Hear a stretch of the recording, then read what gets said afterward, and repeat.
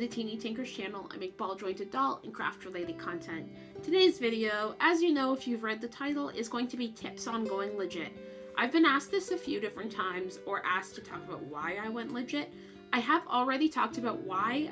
I did in my big changes video way back when I went legit, and then also in the Resonate podcast about recasts. I talked about the experience from owning recasts to getting rid of them and going legit, and some of the changes I felt. So today's video is not really going to be about why I went legit, because if you want to know, you can go check out those videos. Today is going to be tips on going legit, and this video is really to help anybody who still owns recasts, or maybe doesn't even know what recasts are. Just make that transition and know that really it's not as scary and as hard as you think it's going to be. My first tip is to buy secondhand. There are so many BJD buy and sell options, like from Facebook, Instagram, Mercari, eBay. Oh gosh, there's so many different places you can buy it all secondhand. There's actually also a new website called bjdcollectors.com. Allison from Moonacres Poupées Dolls mentioned it in their video, but it's this really awesome new website where people can like list all their dolls, doll clothing, etc., and like sell them through there.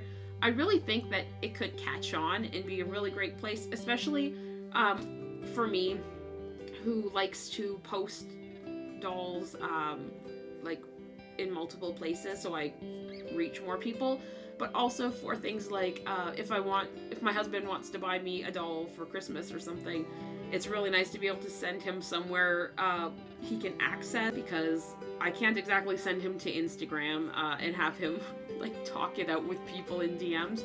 It just doesn't work for him. All that to say, whether or not you are on social media, there are places where you can purchase dolls secondhand. There's another perk to this. So if you're like me and you like that like extra boost of serotonin you get from like finding a good deal, like look no further. Secondhand is the way. It's a lot like thrifting in a way, where you can kind of just keep your eye out and look for the doll that you've been looking for a really long time, or look for a really great deal, or even a doll that you could fix up and resell. There's even a page like Dolly Doctor's Damaged Dolls group. You can purchase these legit dolls that have had kind of a rough go at it or are well loved, and you can fix them up and make them like a really great doll for your collection, or you can always then turn around and sell them to fund a doll that you really, really wanted. So definitely keep your eye out for secondhand. Tip number 2 is take advantage of long layaways. A lot of artists offer 3 to 6 month layaways, sometimes even longer, on their dolls. So while a $450 to $600 doll seems really unattainable, layaways can really help mitigate that. If you go the long route and you pay in increments, you can just pay off like $100 a month or $50 a month, depending on the price of the doll and the length of the layaway, to something that is more manageable for you. The caveat to this is you want to pick dolls that you really, really love, because waiting like 6 months for a doll can be, you know, you don't want to pick a doll that you're going to forget about in 6 months. You want to pick something you know you're going to love in 6 months. This also gives you some time to plan and character map, and you can make like Pinterest mood boards for your doll. You can make it or buy it clothes, wigs, eyes. So yeah, it's a really good opportunity for anybody who's trying to get into legit dolls. Tip number 3 is one that really, really resonates with me and kind of got me on the path of legit myself, is getting involved and paying attention to artists. So if you're on Facebook or Instagram, even some blog sites, there are artists who are posting their progress from lump of clay to doll, and their thoughts and feelings and all of that good stuff. It really gives you a look into the life of the doll maker and the process of doll making. For me at least, this really helps me build a connection with the doll and the artist and empathize with them and understand that this is a person and this is an artist who's trying their best and making art for everyone to enjoy. It also helps with some of the other points where picking a doll that really suits you or you really connect with to pay off for a long layaway is really helpful, because if you know you're going to love the doll and you love the artist and you want to support them, it can really help you stay connected to the doll during that manufacturing or production process. Pretty much all of my recent doll purchases have been to artists that I either personally speak to or that I have watched make the doll over months and months and months. So, for example, we have Lydon here. Lydon's a really good example of this. She's a Broken Maiden Doll's Moth, and while I am not really friends or acquaintances really with the sculptor Vincent, I have watched this doll being made forever and just fallen in love with her. So, I mean, take a look around. You can go on Instagram and use the hashtag BJD Sculptor, BJD Artist, and Artist BJD to kind of track down the pages for these artist dolls and follow them, because they're really quite interesting. So yeah, that's tip number 3. Tip number 4 is start small. So the price difference is really large, and it can feel staggering at first to look at the price difference in 5 recast dolls versus the 5 legit dolls you would replace them with. But I like to look at the way I built my collection. So I have a hobby budget every month. So I have a set amount of money that I can spend every month on doll things or art things or whatever. And what I did is started with less expensive dolls. So if you look back at my collection, when I first went legit, I purchased a lot of my dolls secondhand, or I purchased them through less expensive companies. I think more in like the Doll Leaves, Mishisdoll, that kind of range, the $150 to $300 range. So eventually what I did is when I'd accumulated quite a few dolls and I started noticing the art dolls that I really, really wanted, is I would sell off 2 to 3 of these cheaper company dolls, and use that money, Lillycat, use that money to fund a purchase for an artist doll. If you think about it like this, if you spend $150 on recasts versus spending $150 on a Doll Leaves doll, Doll Leaves gets your initial $150, not a recaster, and then if you turn around and sell it to fund a different purchase later on, then somebody else is benefiting from you selling your Doll Leaves doll to them at a good price and getting that doll and not having to have the wait times and stuff. And then you can turn around and use that money to fund a different purchase. So yeah, I really think of this one as a win-win-win, as Michael Scott would say. So yeah, start small. All right, so tip 5, maybe a little controversial, but hear me out. Sell the recasts. And I know that there's like this whole thing of people saying burn your recasts or like bury them or throw them out to sea. Okay, first of all, environmentally damaging. Please don't do any of that. I feel like it doesn't need to be said, but it does need to be said that burning resin, please don't do that. We're already in an environmental crisis. Like, let's not. But anyways, selling them is controversial because people will say that it puts more dolls in the market. I was inspired to go legit for a lot of reasons. One of them being seeing the sales posts in a recast group where somebody was selling like 5 or 6 recasts, and like the headline thing was like selling recasts to go legit, and saying like everything must go, super cheap prices, etc. And everyone was so supportive. And then I thought, oh wow, we can do that. Okay. Secondhand recasts don't put money in the recasters' pockets.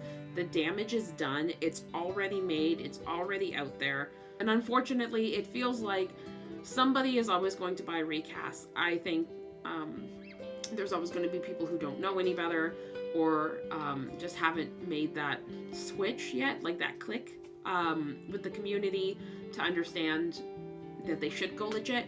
So for those people, if they're purchasing from the secondhand market, they're not purchasing from the recasters. The recasters aren't getting the money, and you're able to instead put that money towards supporting artists. When I sold my recasts, I've said this before, I had 18 recasts. And when I sold them all, I was able to fund 4 or 5 fully legit dolls and start my collection that way. That, of course, included my very favorite doll, my Acdc doll's Tink. So, yeah, like, so good can come from the bad. I don't begrudge anybody who decides to sell their recasts. Just sell them as recasts, okay? Do not try and sell them as legits, because that's bad. Don't do that.